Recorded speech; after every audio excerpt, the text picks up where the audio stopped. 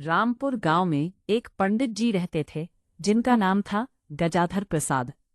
गजाधर जी को दो चीजों से बहुत प्यार था, एक अपनी विद्वत्ता से और दूसरा मुफ्त के खाने से। उनकी आंखों में ज्ञान का आलोक और चेहरे पर संतोष का एक हल्का सा भाव हमेशा रहता था। उनके पास एक गधा था जिसका नाम उन्होंने अरस्तू रखा था। पंडित जी का मानना था कि अरस्तू दुनिया का सबसे बुद्धिमान गधा है, क्योंकि वो पंडित जी के लंबे प्रवचनों के दौरान कभी सोता नहीं था।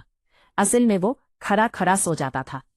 एक दिन पड़ोसी गांव के जमींदार ने एक विशाल भोज का आयोजन किया।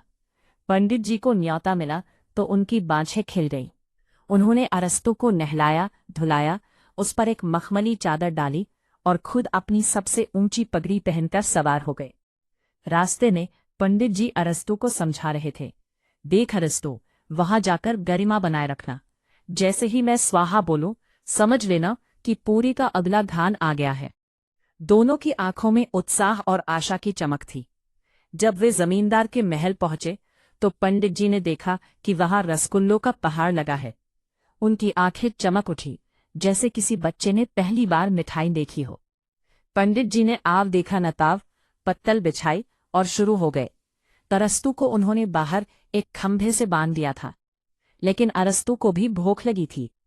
पास ही एक हलवाई ताज़ी कचौरियां तल रहा था। अरस्तू ने अपनी रस्सी तोड़ाई और दबे पांव हलवाई की कढ़ाई की तरफ बढ़ा।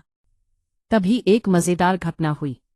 अरस्तू ने जैसे ही एक टोकरी में मुंह मारा, हलवाई ने उसे भगाने के लिए एक जोरदार आवाज लगाई। अरस्तू घबराकर पीछे हटा और सीधे उन ऊंची मेजों से जा टकराया जहां वीआईपी मेहमानों का रायता रखा था। धड़ाम, मटकों का ढेर गिरा और पूरा रायता जमींदार साहब के सफेद कुर्ते पर। पंडित जी, जो उस वक्त अपने मुंह में तीसरा रसगुल्ला ठूंस रहे थे, ये देखकर सन्न रह गए। जमींदार चिल्लाया, ये किसका गधा है? पंडित जी ने तुरंत अपनी विद्वत्ता झाड़ी और बोले, हुजूर, ये गधा नहीं, ये तो एक शापित गंधर्व है जो रायते के रंग से भविष्य बताता है। देखिए, आपके कुर्ते पर जो बूंदें गिरी हैं, वे साक्षात धन लाभ का संकेत है।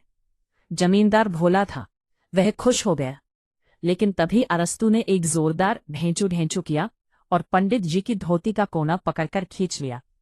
धोती खुल गई और पंडित जी के कुर्ते के अंदर छिपे हुए वे 6 रसगुल्ले जमीन पर गिर पड़े जो उन्होंने रास्ते के लिए चुराए थे। पूरा मजमा ठहाकों से गूंज उठा। पंडित जी अपनी धोती संभालते हुए और अरस्तू को कोसते हुए नंगे पैर गांव की ओर भागे।